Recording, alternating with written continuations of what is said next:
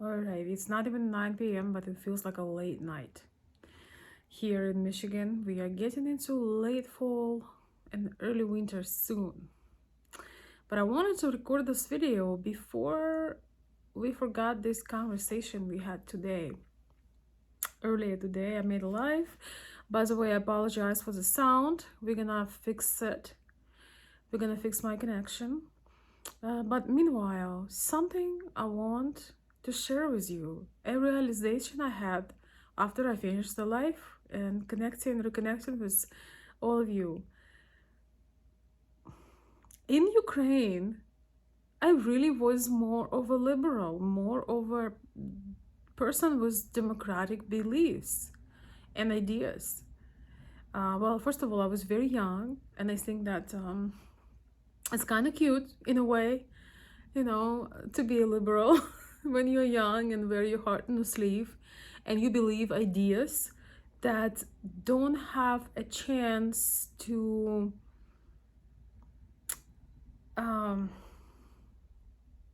come to reality, so to speak, such as, equality and everything for everyone, we're gonna share, and so on and so forth. So I believe in humanity, I believe in overflow, I believe in society taking care of those people who cannot take care of themselves. But I don't believe in the redistribution of the wealth. I don't believe in excuses. I don't believe in people being victims in some of the most developed countries. And also, I think we mean different things from my observation. In Ukraine, being democratic is just simply believe in freedom of speech, believe in basic human rights for women, such as, being able to work without sexual harassment. Like, not when somebody makes you a compliment, but sexual harassment when you go to work and one of your conditions of you receiving salary requires you providing certain favors to your boss. I remember this so vividly when I was about 19 years old, and I was studying at the university, but I really wanted to work on a side. I was eager to go and do things, as most young people are. And I remember vividly coming to this office and being so excited that I got accepted for a dream job, only to learn later on that that this job is probably not that big of a dream, wouldn't be that big of a dream, because this job requires extra curriculum activities. And it's interesting because there were two different ones. The first job was actually working in a embassy. Had a My mind blinked. The first job was in the embassy. That was my dream. When I went to school to study international relationships, political science, economy, international economy, a lot of post-war and war period. That was so fascinating to me. But I dreamed actually to work in embassy. And so when when this situation was taking place, our economy was on the ground and we had hyperinflation, and so the salary at the embassy would be about $50 a month. And even then, that wasn't a money you can live on.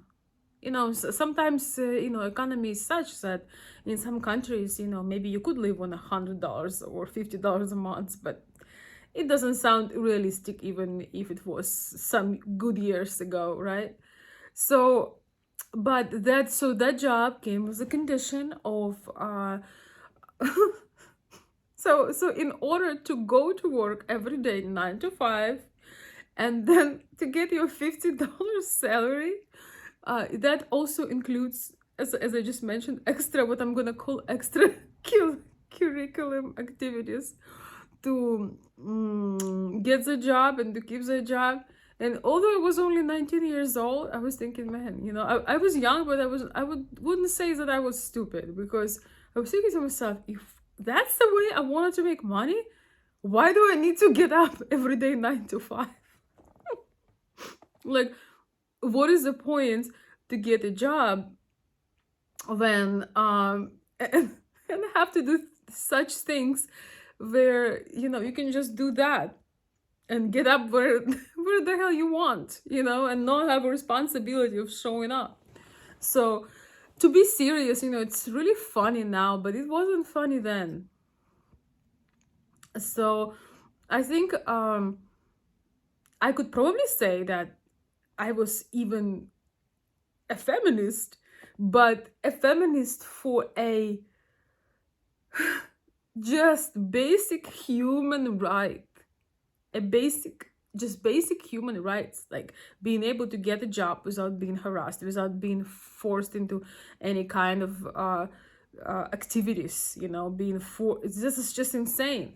And then another story and another situation was, I decided to go to something more commercial and maybe work in a company that was doing international tourism, because I still had my I still was studying my international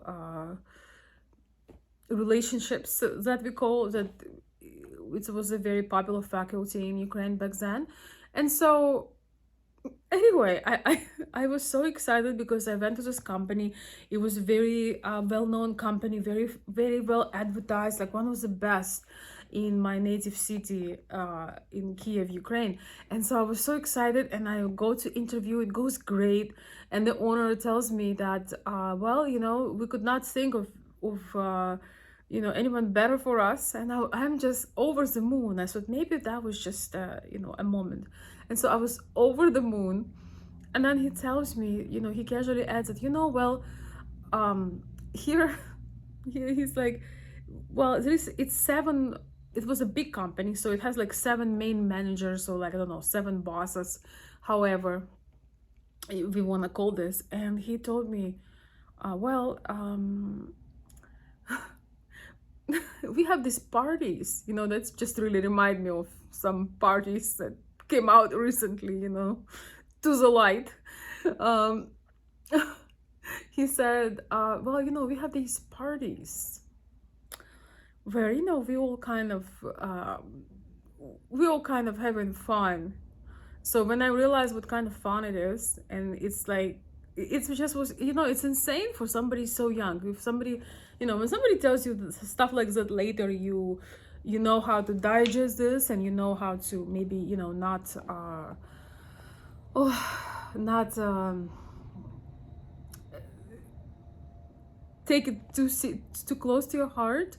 But back then, I left the office, and I was thinking, he just offered me to have a relationship with 7 different men that work in this company. And I'm smiling right now, trying not to laugh, but back then I was devastated. I was really devastated because I had a huge drive to work. Back then I wanted to work. I wanted to, I was free, no responsibilities, and I just I couldn't wait to express the knowledge that I have and get experience, and I don't know, just kind of start my own way, because, I was so young, but I was very eager, and I was kind of done with the theory. I wanted to do this thing. I wanted to, get out in the world and learn things. And so, long story short, I start to have such, it really took a big hit of my self-esteem. I thought that something was wrong with me if people offering me such things. And I tried to share with a few people, and some of the girls were going through the same things, but some of the relatives and even like close friends and people in the family would just tell me, how come everyone can find a job and be okay and you can't? So there were some people that really mattered to me that did not took it seriously, and that made me feel very, yeah, it just it made me feel very insecure and very um yeah, very, it just really took a big hit on my confidence.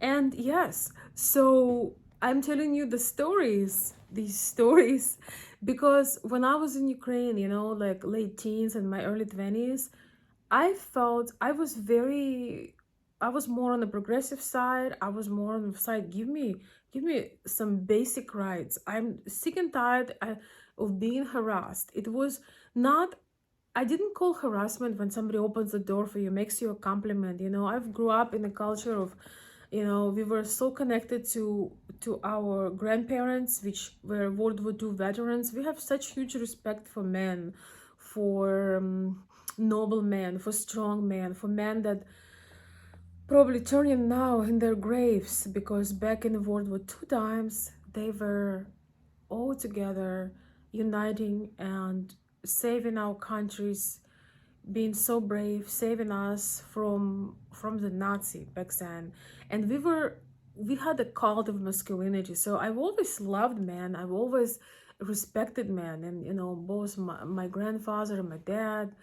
And but on the other hand, we start to have this new culture where all those old-fashioned things seems to be dropping, and we start to have new rich and new money, and new rules, and quite a big drop in morality, in those beautiful values that we used to have.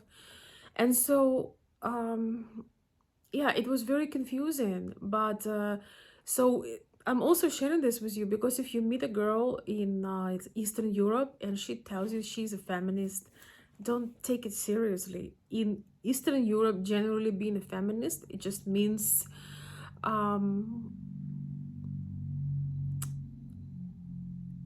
that you want to have your basic human rights respected.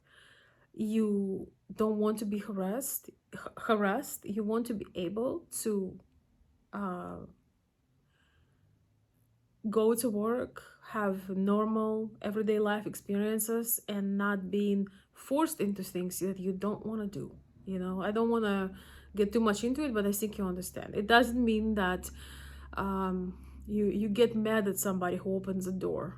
In Eastern Europe, men are still very manly and masculine, and they do those things automatically. They always do those gentleman things, at least in my experience, that had never changed. But unfortunately, with the new money, new rules, and fall of the old system, I don't know, was it a gap in parenting of those young men? Was it a just when you start getting money rather than a salary, you start opening a business, your head spins from your power? I don't know what it was, but it was quite a shocking thing that I was going through when I was very young. After, when I was traveling back to Ukraine and talking to ladies and friends who were younger and older and same age as I am, and they would often tell me that it's not like this anymore, that people actually hiring you now for your actual skills. So that was a big relief. But long story short, I really became conservative, and I realized that I associate and identify myself being conservative only here in the United States. When I realized that here the democratic values, the basic human rights, the common sense things now belong to the Conservative Party, and um, liberal Democratic Party is more on the woke side, is more on the side of like this third wave feminism, with this consistent competition with men and proving things to men, and green hair, and I don't know, all this crazy stuff, and unaliving unborn kids, just this all this rhetoric, all this men hate, all this, when I just came here, we were socialized, and there were men, wait, excuse me, women trying to make fun of men. We were like in a company. It's like it was all about proving something and them try to make men feel less. Um, because you can insult them, but supposedly they're not supposed to insult you back. It was just so much hypocrisy and so much weirdness and so much, dogs over kids. I'm a dog mom. I was just like, what is all of this? And then, women that gave up femininity, gave up taking care of themselves, giving up just looking like a reminder of a woman, like that you can kind of say, okay, this is a woman. Like for me, that is important. I love uh, just classic aesthetic. It's important. I think we were gifted that from God. I don't think that you need to be stamping your body. I don't think you need to be piercing your body. I don't think you need to be having like unnatural crazy enhancements that can affect your health. I just think that it doesn't come from a genuine place. It doesn't come from a place of peace and confidence. I think it comes from other things. And so when I start to observe all this and how, women don't cherish their men, don't take pride in nurturing their children, spending time, making meals, even as simple as that. Um, they inconsistent, try to poke a man, try to, making him feel like he's stupid. Like even I don't have TV, but uh, I was going to this one gym and they always had TVs, and those ads would make men like they're so dumb. I just, when I realized all this, I realized that I probably belong to here. I'm associating more with the conservative party. And then of course, this is politics aside, this is just morals mostly. And when I learned about the political system, about other aspects of it, then I definitely was confirmed that that would be my um that would be a parties that I would affiliate with. Although I consider myself also somewhat independent, because I don't I like to have my own mind, and if somebody I follow makes certain moves or disappoint me in some major way, I still, reserve the right to change my mind or not support that particular candidate, if it comes to if it comes to voting or anything else. Yeah, so I think I'm somewhere like I don't know, central conservative, I don't know, central right, if that, I think that mm, like somewhere there, not extreme in any way. But yes, I also, when I saw also the, of course now, the all this LGBTQ, all this nonsense, all this being pushed and shoved down throats. Of course, now I am very strongly feel this way. I wish the best for everyone, but I stand strongly for common sense. And yes, so in United States, I'm conservative. That's my story. Some of you were asking me this, and I just wanted to share with you that this is so weird. And people start to tell me, oh, you're so traditional. When, for example, we were invited to go out, and I would say, no, I want to come home and I want to make a dinner. Or, I'm right now, I don't want to go to this girls' party. I want to go and spend time with my family. I want to be home with my baby, for example. Like I didn't think that that was traditional. I thought that just what you do. I was not interested in going certain parties. I mean, maybe that was a part of me that wanted to, but I wanted to be home. you know, um, and small things like this. In some conversations, people would tell me, "Oh, you're so open. You're so direct. I can't believe you don't afraid to say certain things." And yeah, that's how I learned that even terminology is very different in US. It means different things because again, a feminist in Eastern Europe is just a normal woman here that doesn't want to be a pushover, a step over. It's still a woman that respects men, loves men, appreciates them, but require respect in return, and do not want to be an object when she is trying to do her work, when she is trying to, just get employed, when she doesn't, is not getting over an alternative career, if you know what I mean. Yeah, it's very traumatizing for a young girl. It really is. You just really think that there is something wrong with you. Um, yeah, and I think that basic human rights, no matter what affiliation or party or political, uh, association you subscribe to, um, you should be able to have your basic rights respected as a woman, as a human being, as a citizen, so on and so forth. So yeah, I just thought I will share this with you while still thoughts after this spontaneous life today, talking about a woman is but don't you want a woman president, you know? If you haven't missed that, if you have missed that video, check out my live. Unfortunately, it's a bit spotty. The connection wasn't the best, so please forgive me for that.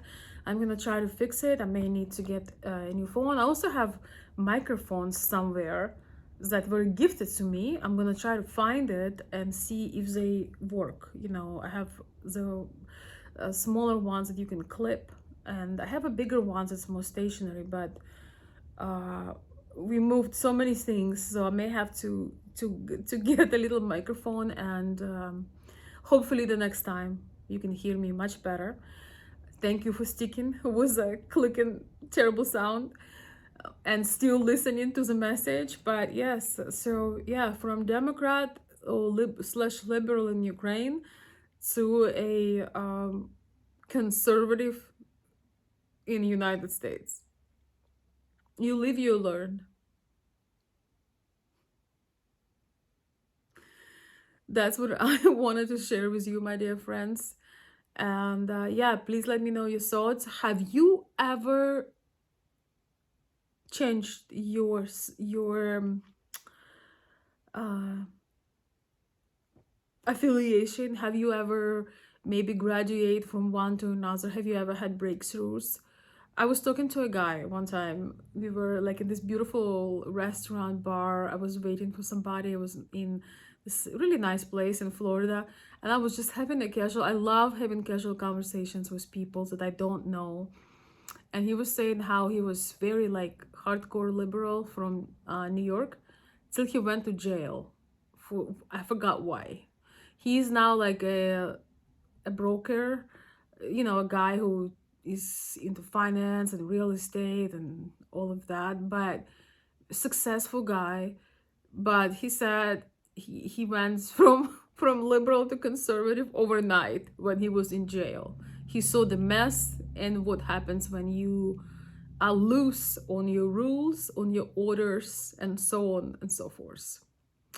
So yes, have you had? I was laughing so hard. I wish I would record that on the camera. I don't know if he would agree, but that was.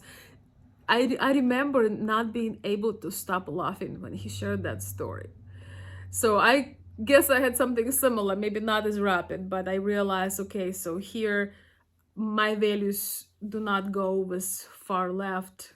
I don't like this competition with men. I don't like to try to prove that I'm stronger. I don't like to try to prove that I'm better. I don't want to work harder.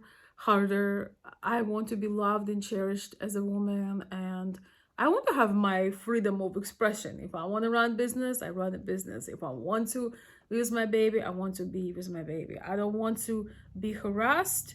Um, but I also don't want a man to be afraid to make a compliment. So I kind of want to be in a reasonable common sense place. So please let me know if you had life experiences or situation when you changed your beliefs from within, not to please somebody, not to fit in with a group of friends, but when you genuinely change your beliefs, or you realize what you believe in this country actually means affiliation with something else. I'll be very curious to know that. Yes. And of course, just as I'm saying goodbye, I'm thinking how much I love, um, how much I get inspired by beautiful women, by feminine women, by women that take pride in their how they treat themselves, how they treat other people, how they take care of themselves, how they create a beautiful environment, you know, inside and out. Like they create aesthetics outside and they create warmth inside. Like I'm following women like this. I love women like this. And well, usually they're more traditional and more conservative. So not always, but most of the time. So that's my other major inspiration. Anyway, long story short, I gotta go, my dear friends. I hope you have a wonderful day or night. Please let me know if you had that moment when you just changed. When you thought you believed something so strongly, and then your life experience showed that maybe things are not quite as you thought they were, and you can no longer be a part of this particular party or affiliation or group, so to speak. All right, and I will leave all my links below, how you can contact me, my email, channel support if you enjoy my videos, also some of my other social media platforms. So yeah, check the first link in under this video. Thank you, and I'll see you very soon. Bye.